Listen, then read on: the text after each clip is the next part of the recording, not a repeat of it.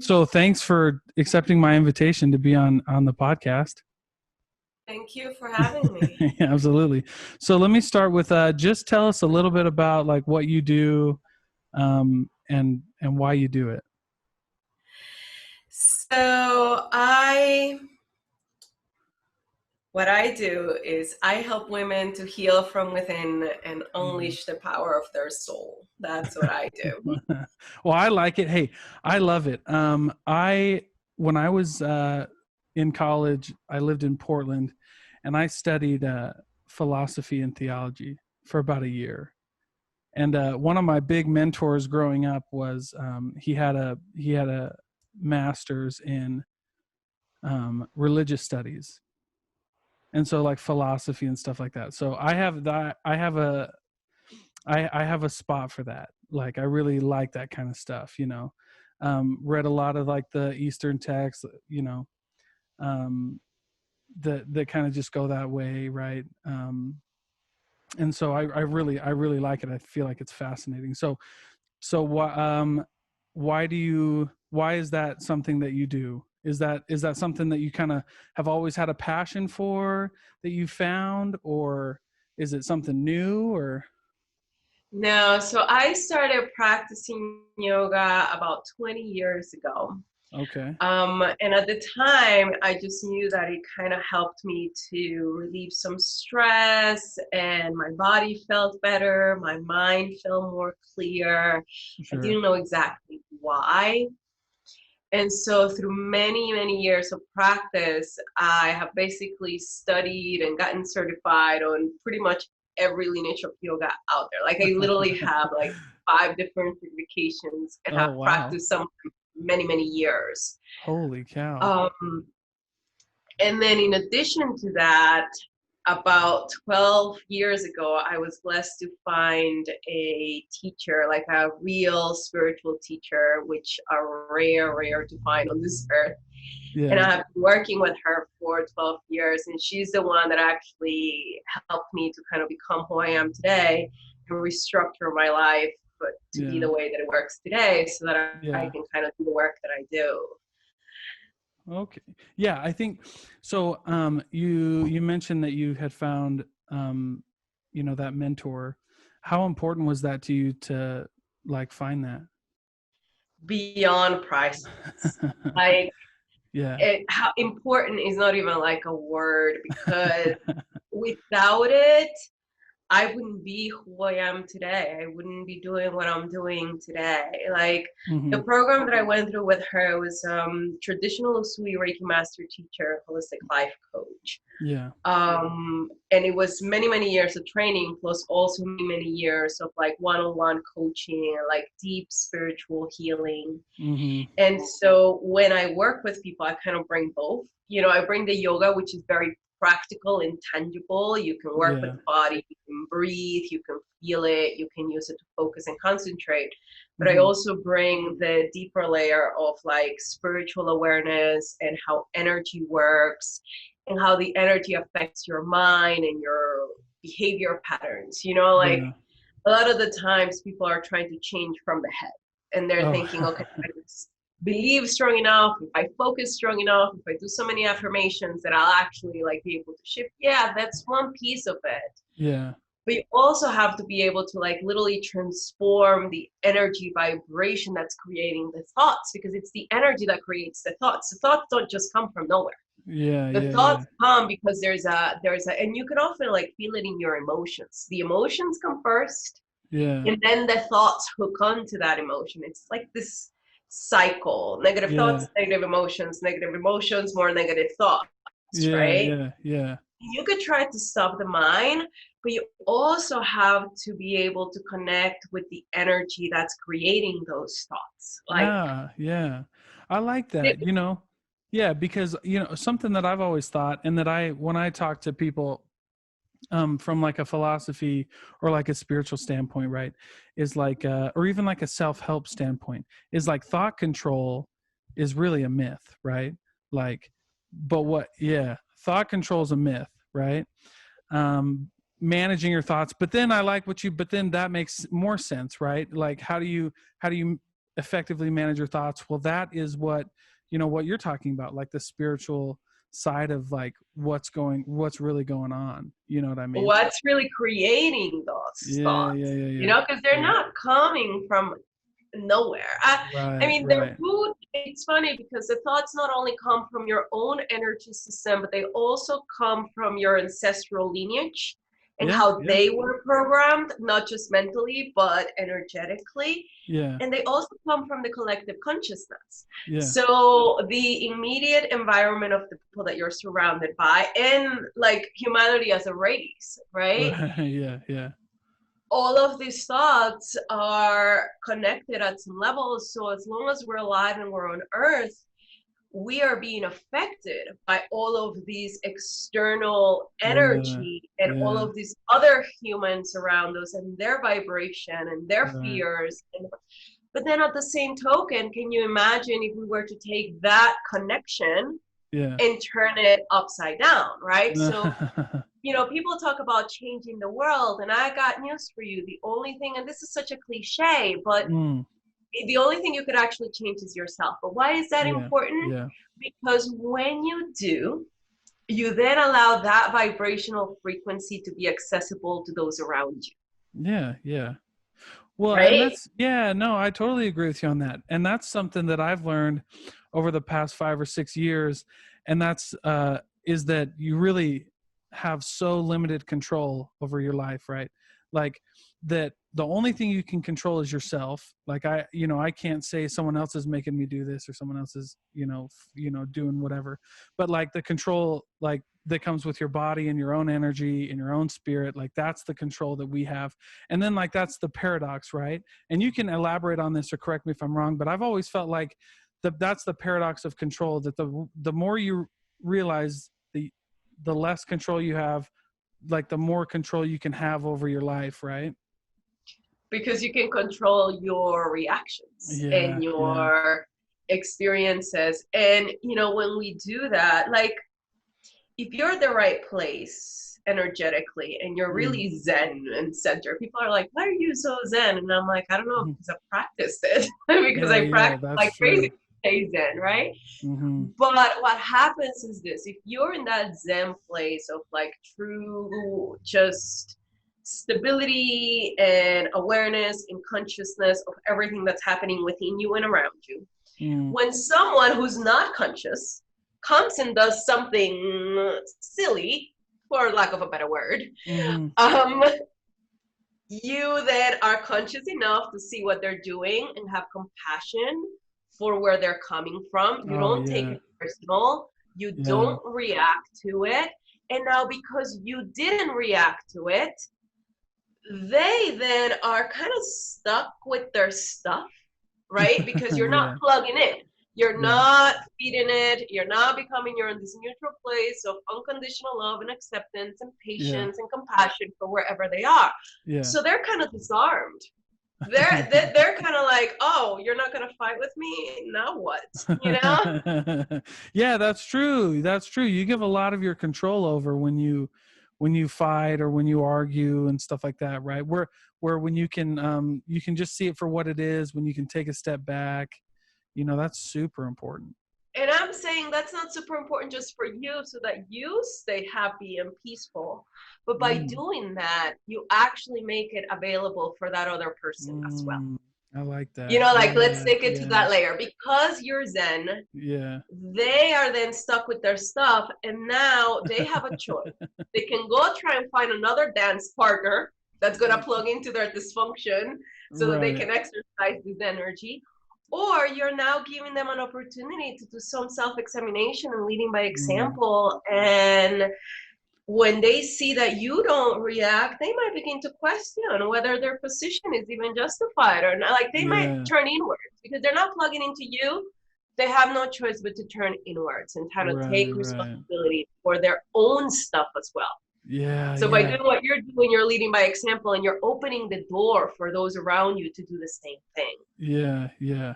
I think you hit something and I right on the head, and I kind of want to get your thoughts on this. So that's really hard for people to take responsibility of their own actions. It's hard for people to look inward and kind of go through that journey, at least for some people, right? Why do you think it's hard for some people to, realize that they can only control themselves, realize that they're, to take responsibility? What do you think is going on?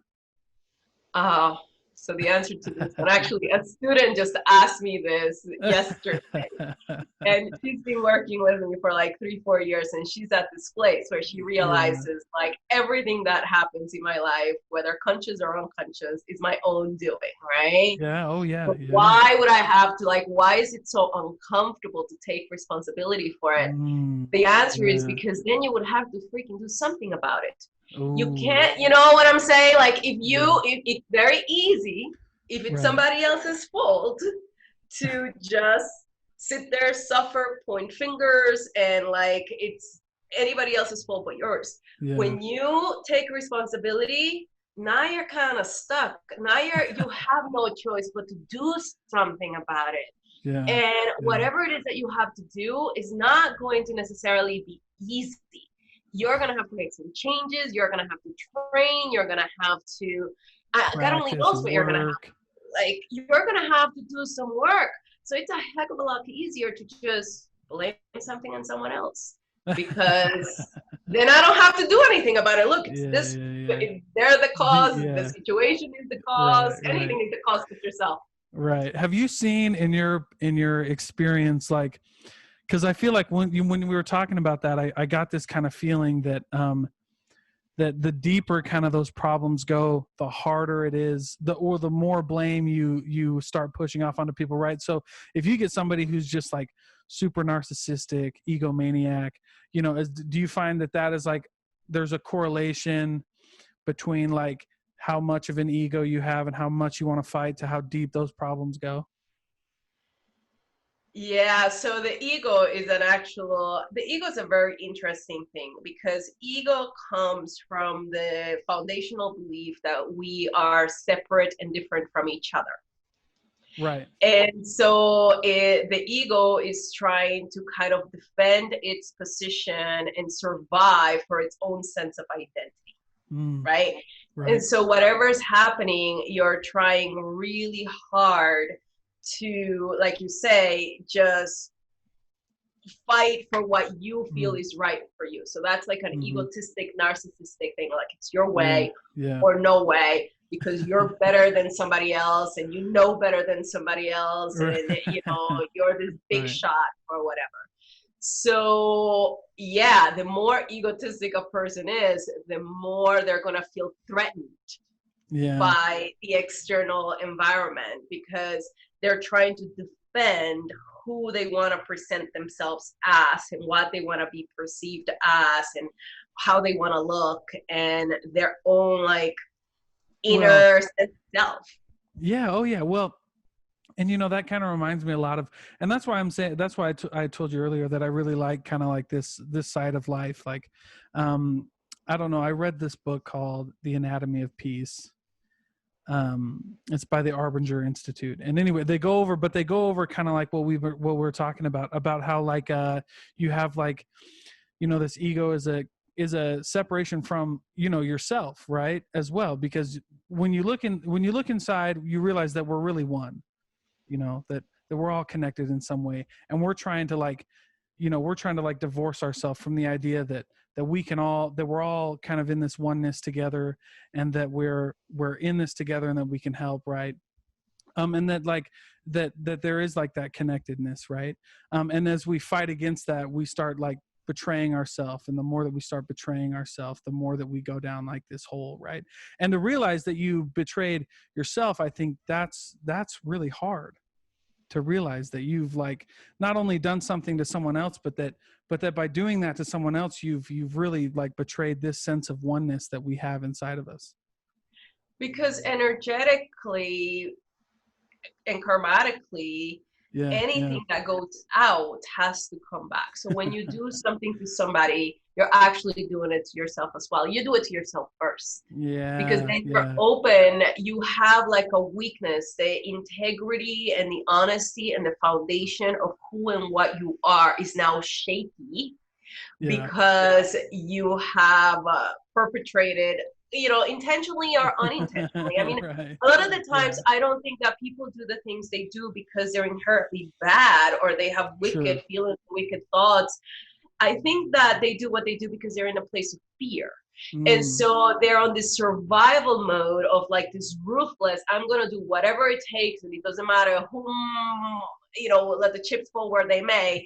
I'm just going to do what I want to do from a very unmindful and egotistic, narcissistic place. Yeah. And so Yeah. then they end up stepping on other people and putting other people down and maybe even hurting other people, not necessarily out of a wicked intention of harming them, but Yeah. because they're in such a place of fear, they're willing to do whatever it takes to get whatever they perceive is going to bring them safety and security Mm. or money or pleasure or whatever it is that people do the things they do for, Yeah. Yeah. Yeah. So now you were talking earlier, do you specifically try to focus on women, or do you have women and men, or? No, I work with men as well, but I kind of keep them on separate groups. So the Yeah. women I Yeah. can Yeah. kind Yeah. of work in a group. The men I take on one-on-one. Okay. Because I'm a woman, I find that they feel more comfortable working directly with me as Yeah. opposed to Yeah. being in a group of women. Right. Right. But I Right. have the same program that I have for women. I have it for men as Yeah. well. I Yeah. just have found through 10 years of teaching experience Mm. that they work better when they're working with me one-on-one than when I Yeah. put them in a group of women. There's just something about the way it's not personal. It's like Yeah. Yeah. just Yeah. Yeah. Yeah. that's how the human race works. Right, right. Well, and And and to get through to somebody, you got to break as many barriers as you can in order to get through. exactly. You know what I mean? And so that makes sense. So what do you find is the biggest challenge, because this has been your business for about 10 years, you said. What do you feel like has been the biggest challenge to you as a leader, as a business owner, as a spiritual guide? What do you think has been the biggest challenge for you? Um, so I would say one of the biggest, not the challenge necessarily, but Sure. one of the things that I am extremely mindful of is kind of cleaning my own side of the street. Because a lot of times practitioners and healers oftentimes do the work that they do out of projection, trying to fix somebody else instead of fixing themselves, or trying to help Mm, somebody else instead of helping themselves. And a lot of their coaching might not be from a really neutral place. They're just telling other people to do whatever it is that they should be doing, yeah. and I won't have that. So I worked so hard to make sure that I'm exactly where I need to be and my life is functioning exactly as it needs to be functioning, Mm, so that I can be teaching and coaching from a truly neutral place, mm, without projections, without avoidance of my own yeah. stuff, Wow. because it's very easy when you do this work to forget your own inner work and Mm, focus on somebody else's problems. And then yeah. it becomes an avoidance technique for me, and I won't have. So to this day, I still work with my teacher and other teachers like that help me continuously clean my side of the street. I think that's Yeah. almost like an ethical responsibility, to be honest with you, to do this work for real. This is the only way to do it. Yeah. Yeah. Anything else, it can get a little muddy because what we do is so personal and so deep, Mm, yeah. that it's Yeah. very easy to kind of tangle those lines, and at the same time keep boundaries with students and clients. Like, one of the first things that I teach my students is, I'm not your friend, I'm your teacher. Yeah. Because Yeah. the minute I become your friend, now you're not taking the guidance that I'm giving you from a neutral place. Yeah. Yeah. I like that. Well, I like a couple things you said there, and I want to ask a question, but I kind of wanted to do the, I want to talk about that first too, like the whole idea of keeping your side of the street clean. I think that's just super important, because when you talk with and the loneliness of leadership, right, a little bit, you know what I mean, because you're right, in any kind of you know whether you're a healer, or you're a CEO of a company or something like that, right? Like, there is a little bit of loneliness, because you can't be buddy buddy, because if you got to bring some hard news, it's really hard to bring hard news to a buddy. You know what I mean? Versus a leader, you know, and a lot of people, you know, they get that idea that, that, you know, the loneliness and leadership is something bad. But what I tell people, it doesn't mean that you're not, you know, it doesn't mean that you don't care about them. It doesn't mean that you don't have respect for them. It doesn't mean that you're not, you know, you don't love them or whatever, but it just means that there's a line, right?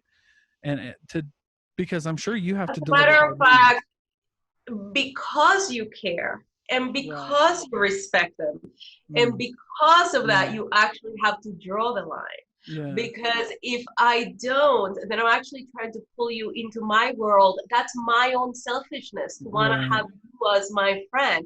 And by Right. doing that, I'm actually doing you a disservice. Yeah. Because and so, you know, because I care, because I love them, and because I need to keep those boundaries for their own good, as lonely Yeah. as it might Yeah. be for me, it would be so much more pleasant to have them in as friends, and so that I wouldn't feel so lonely. Oh no, no, I'm with you on that. I think and then I think, you know, it's super important, especially with the work that you do when you're healing somebody and you're doing these deep spiritual like guidances and these journeys, that you know, because I've done a couple of them, not really deep, but you know, I've realized that like I kind of turn into a blank slate and I kind of turn into whatever my teacher, my mentor has to offer me, right? And so yeah, and so you're right. So if you're not taking care of yourself, if that leader's not taking care of yourself, if I'm leading somebody and not taking care of myself, and I've got this blank slate, you know, it can get, you know, like you said, it can get messy real quick. It can get You muddy can real get quick because money. I'm, you know, projecting that onto people, right? Yeah. Jeez, yeah. So how do you stay, I guess you kind of mentioned it, but how do you stay kind of like in that space where you feel comfortable helping other people?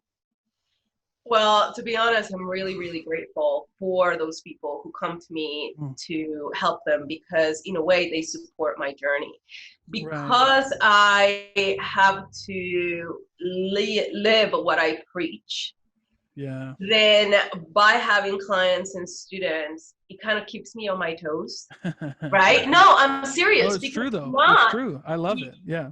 then I'm just a hypocrite. I'm trying Right. to teach you and I'm trying to pretend all of this, and I'm not walking the path. So it's Yeah. almost like a duty, like an obligation, that if I'm going to have students that I'm leading, I've got no choice but to Hmm. walk the path for real. Yeah. Otherwise, it's like literally bad karma. It's like malpractice. I am faking. No, I'm dead serious. Yeah. I know you. Yeah. I know it's funny. It's No, but funny. I like it though. I laugh because I agree with you. I agree with you. These are Yeah. sacred pathways. I Mm. can't fake them. I am either walking them and they're following, or I am not.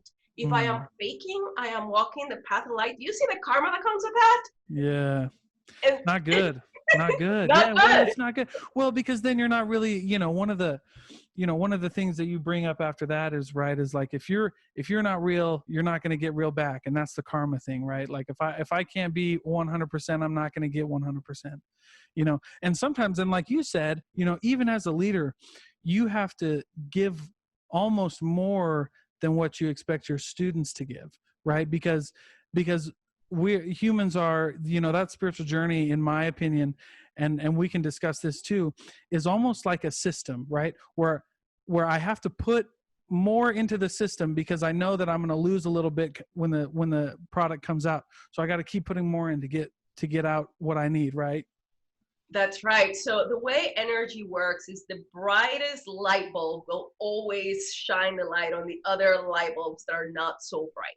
And Yeah. when they come to work with me, they are taking some of that light. That is my job, literally, to Right. enlighten them, right? Yeah. Right. And then when that happens, they're then cleansing their stress and their negative emotions and whatever.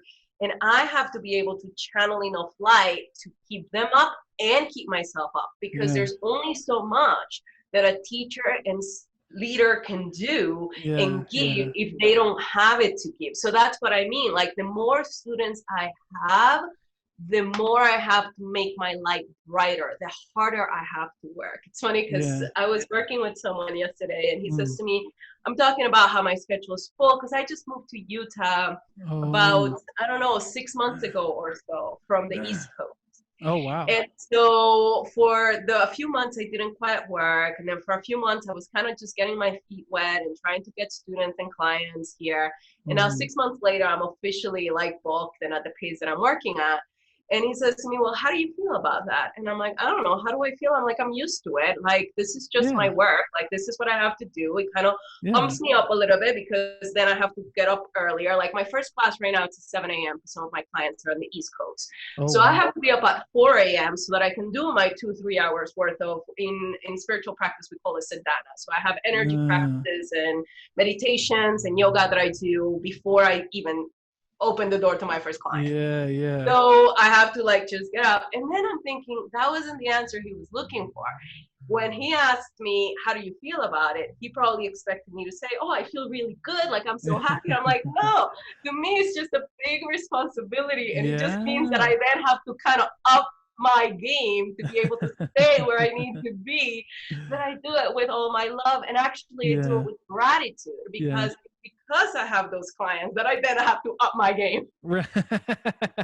No, I like that though. I think that's so important.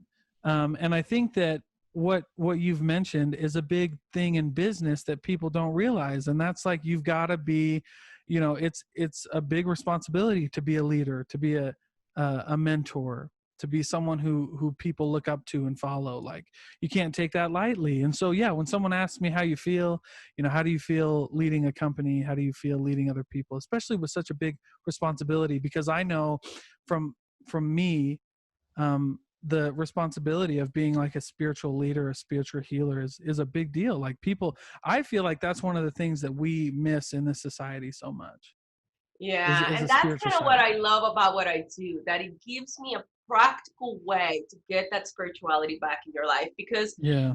all of us as human beings, the moment that we are born on this earth, we know there's a part of us that knows that our spirits are here to heal, or spirit or soul or whatever word Right. you want to use. It depends on who you talk to.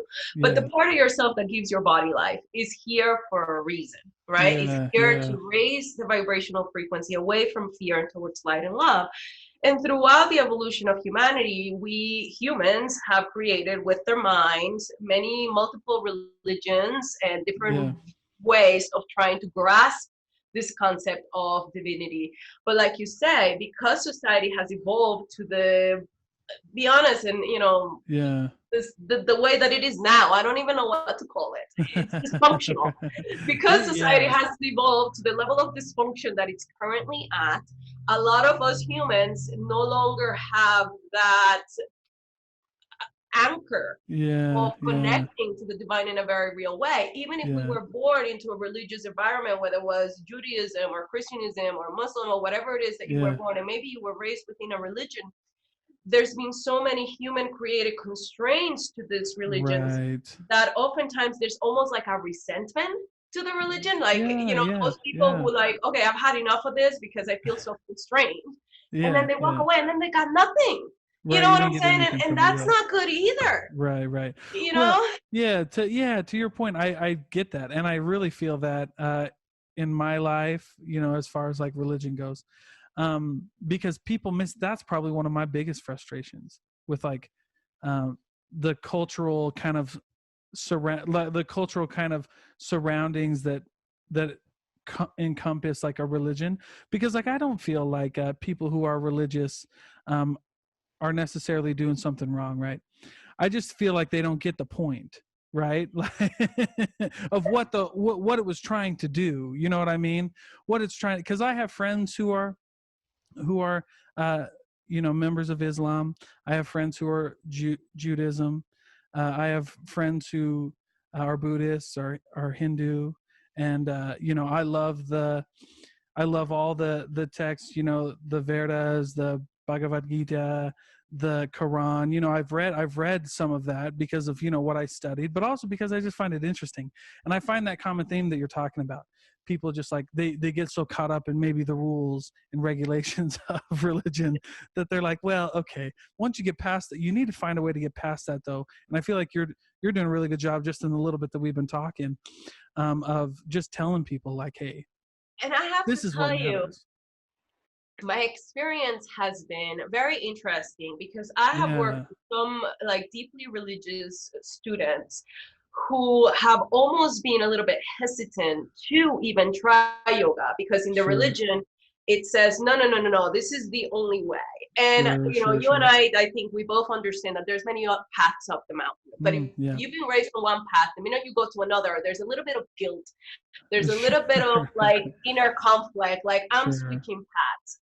And my point is, okay, don't Yeah. worry about that for now. Let's just do what we need to do, okay? Yeah. Which Yeah. is get your mind and get your body into the proper alignment and functioning the way that it was originally meant to function.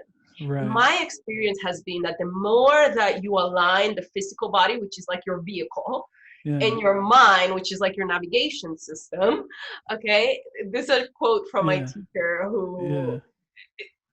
the more you actually begin to actually get the point of your religion.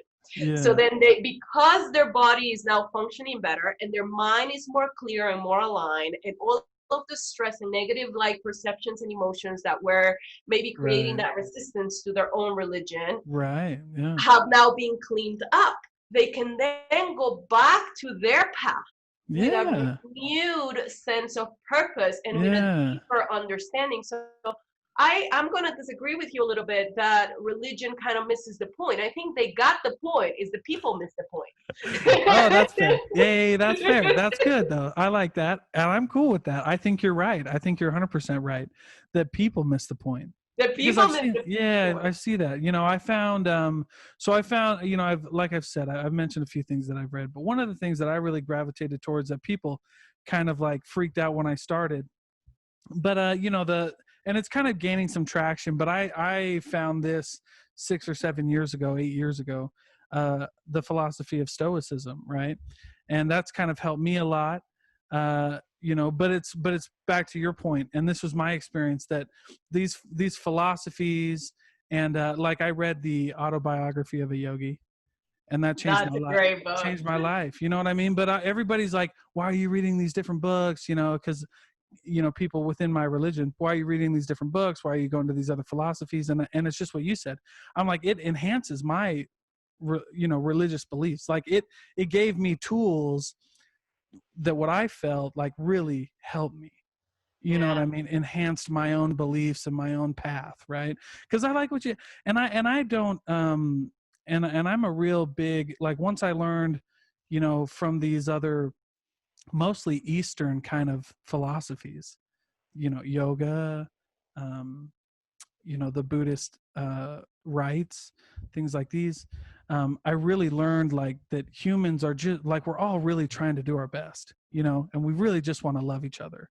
And it's hard for me to see past that much, right? The love that we got to have for each other, the connectedness that we got to have. And I love that.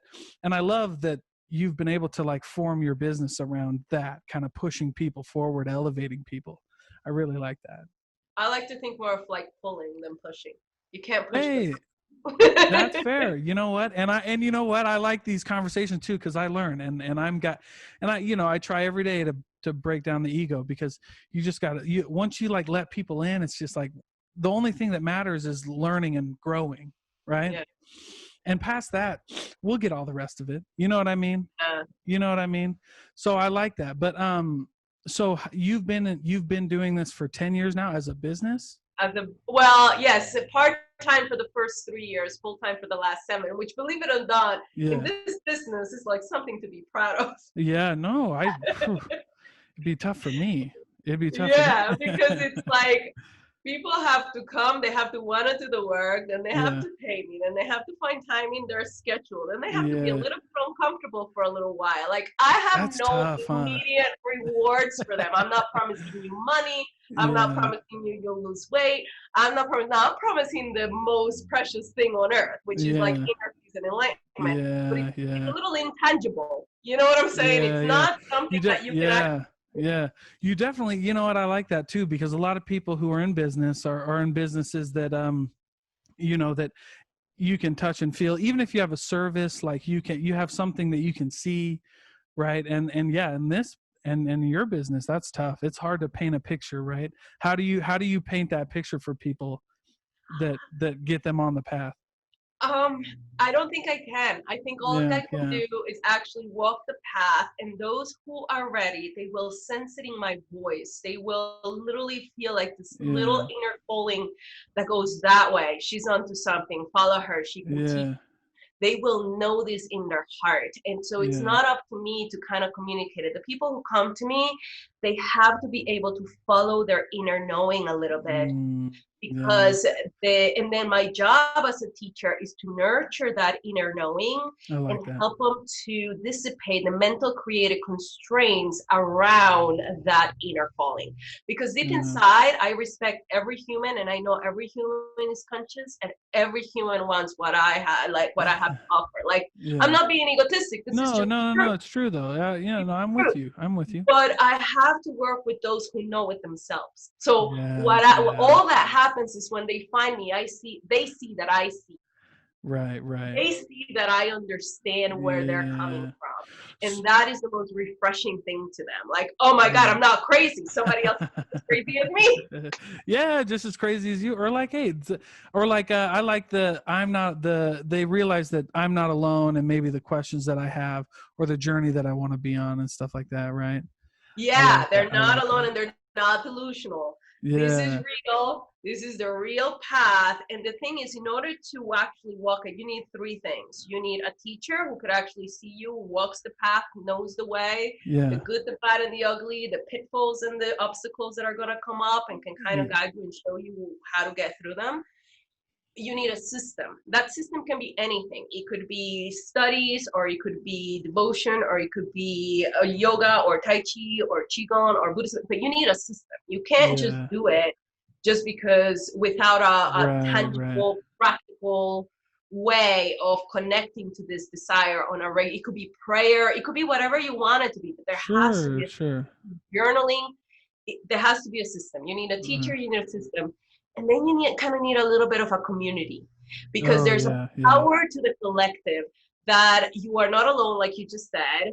I'm not the only crazy person in town. As a matter of fact, I'm the only sane person in town, if you ask me. Everybody else who's out there in the world chasing money and vacations and, Mm, sexy bodies and all of that, they're the ones that are crazy. yeah, yeah.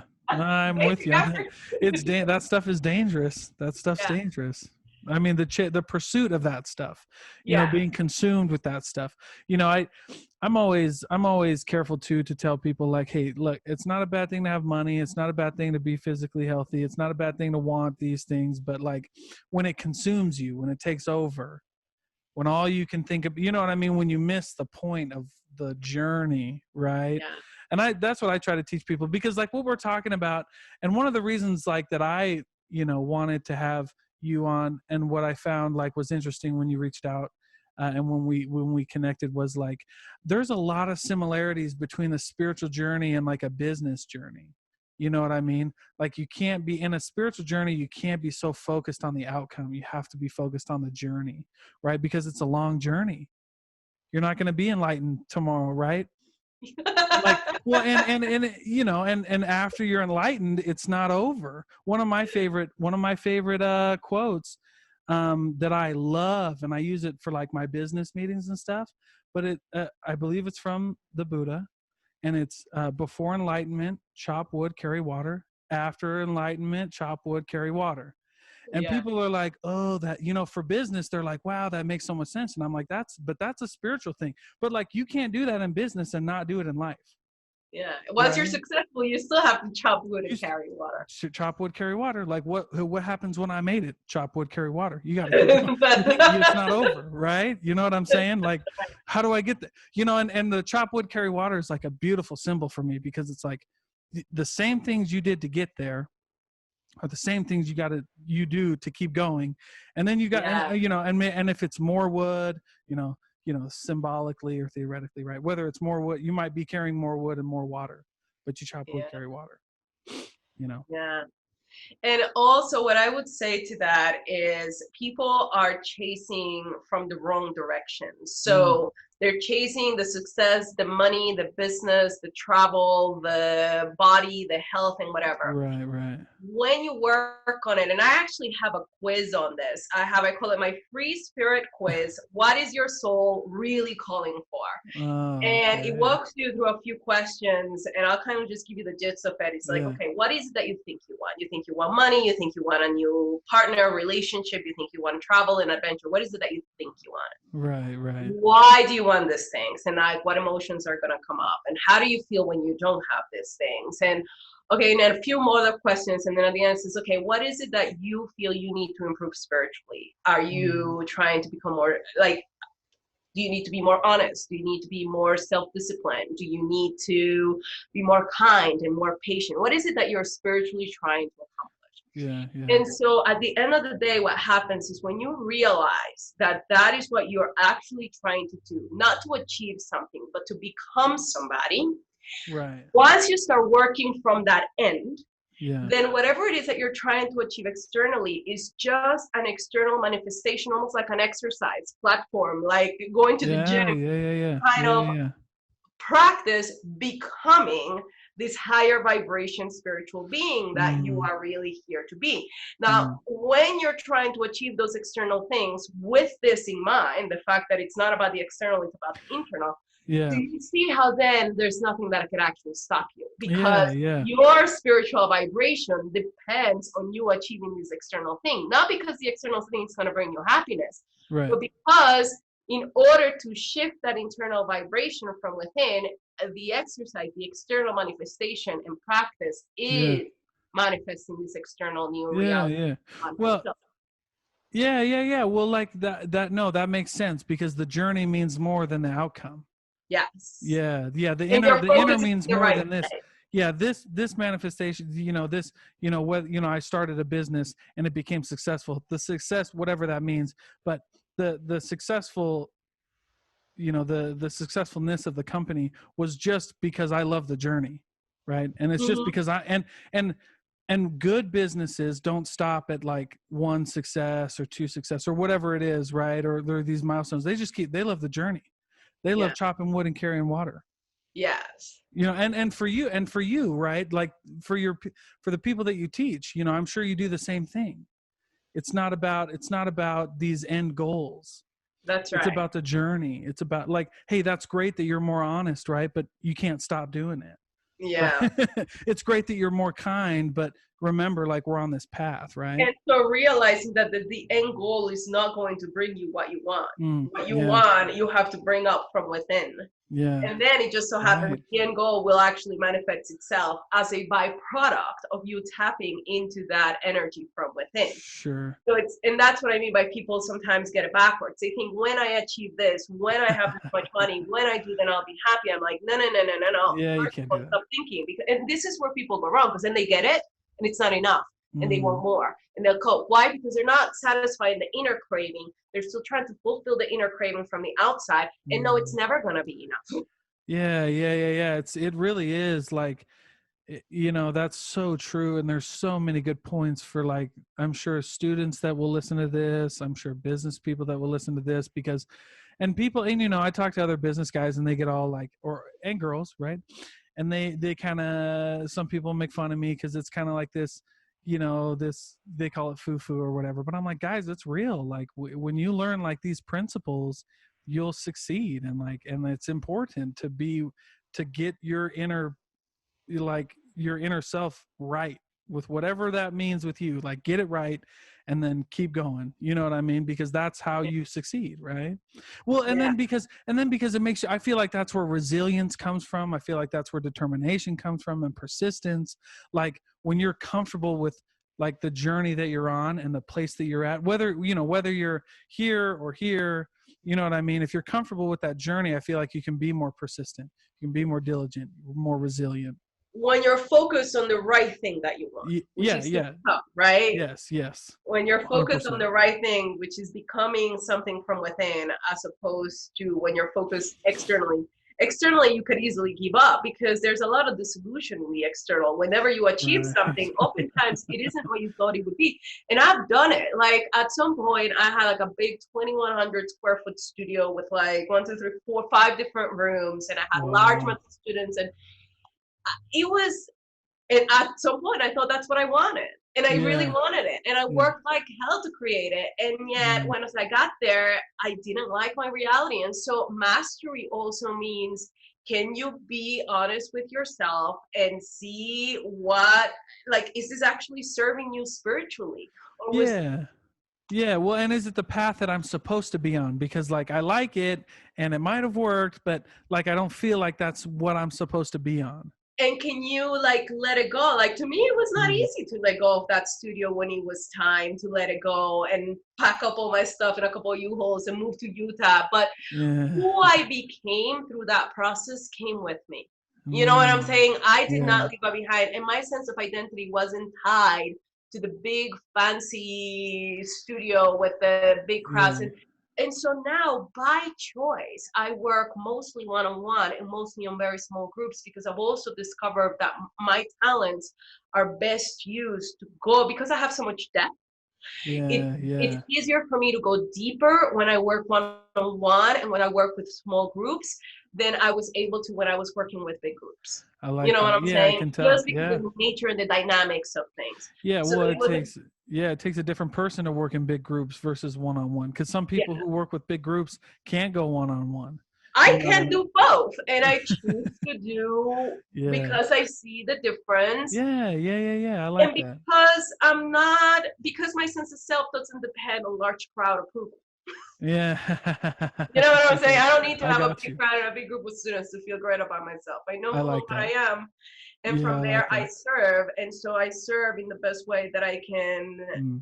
And I find that that sometimes is best one-on-one, because it allows me to go a little bit deeper, because people can drop their guards Yeah. where, if they're in a group of people, there's facades that people have to keep and things that they might not be able to say. Going back to Yeah. the reason as to like why I keep my women in one group and I work with the men alone, is because when the men are in a group of women, they have just a,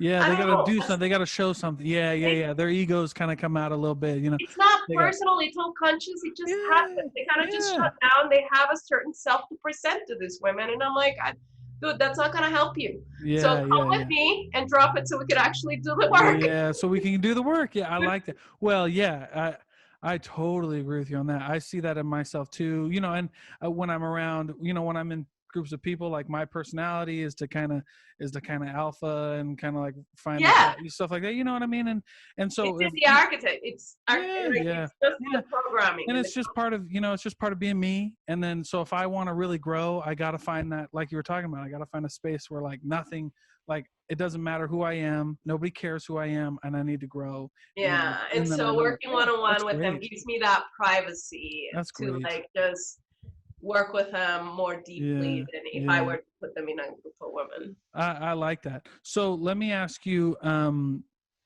So we've talked about a couple books. I like to ask this for everybody because I love reading. But what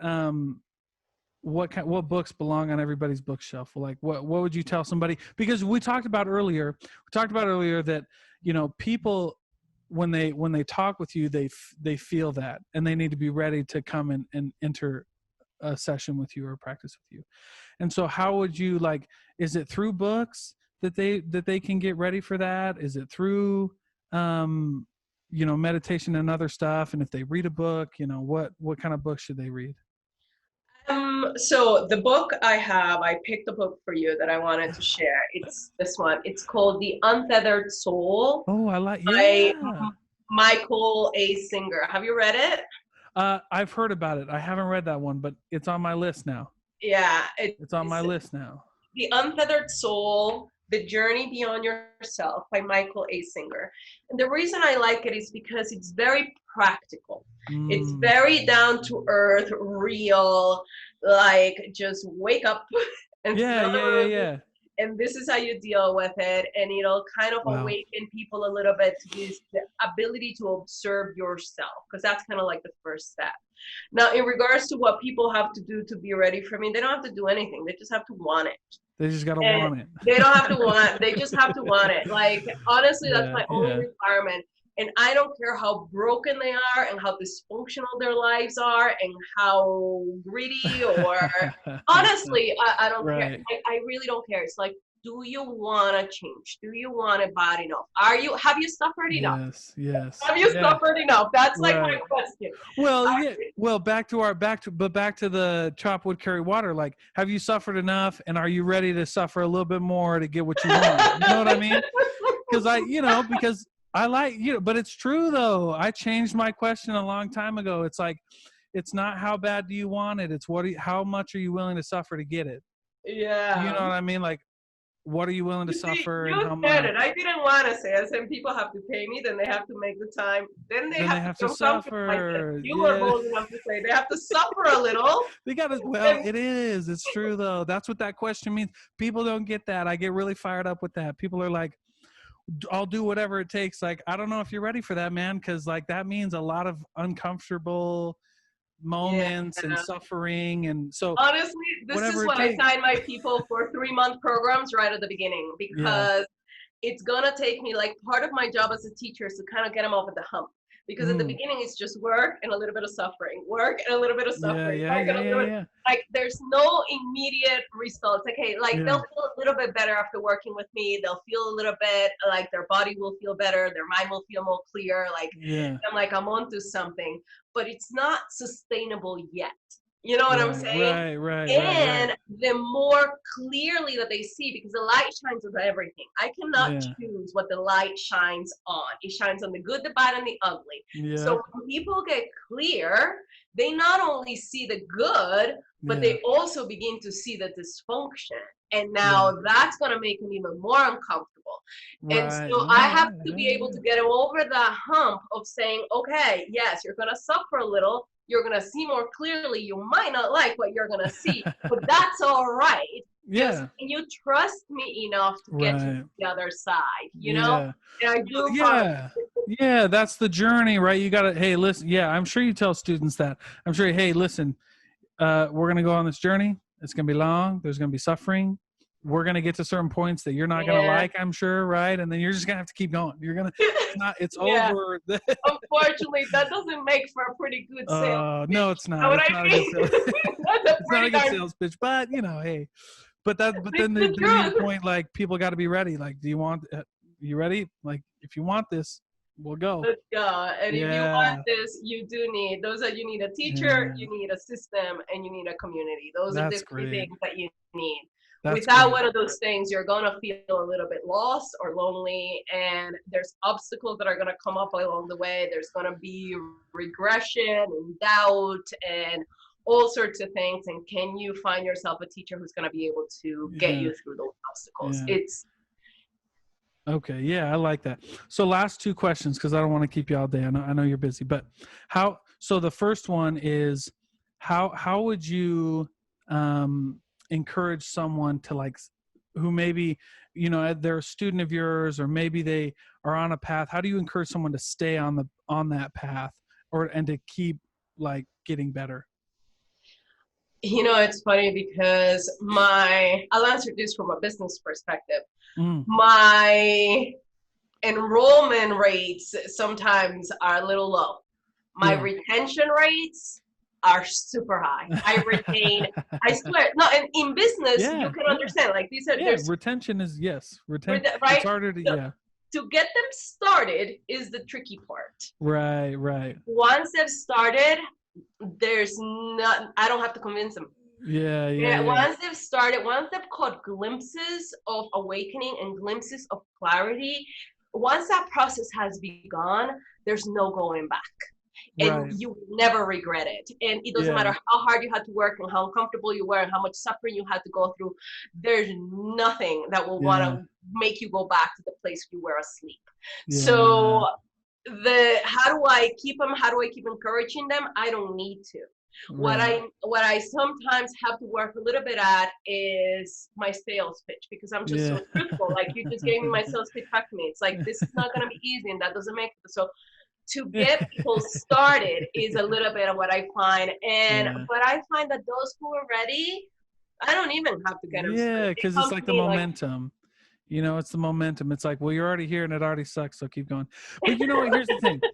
Here's the thing. We said that wasn't a good sales pitch, but let me tell you something. There's a lot of people who that does resonate with. You know what I mean? There's a and lot of that's my people who, student. yeah, there's a lot of Because people who are like, you know what? Like if they've gone through the steps to find you, and we'll talk about how do people find you in just a minute, but like once they've gone through the steps, like that's kind of what got me started, with a couple of my like philosophical and theological kind of like paths, was like, hey, look, man, this is gonna suck, and if you're ready to suck, if you're ready to embrace the suck and go, there's a lot more on the other side, you know what I mean? So yeah. I think it's great. So let me ask this real quick. Before we go, if you could send a 30-second message to somebody, like, what would it be? Stop wasting your precious time Mm. on earth. You're here. I'm serious. You're I like it. here to improve spiritually, to raise your vibration away from fear and towards light and love. Mm. Anything and everything that you do needs to be in that direction. Yes, you still Mm. need to work and make a living. You still need to have relationships and have a good time and have fun and live in balance. That's part of the path. But get your Mm-hmm. priorities straight, please, because we have a lot of humans on this earth that are wasting the precious human life.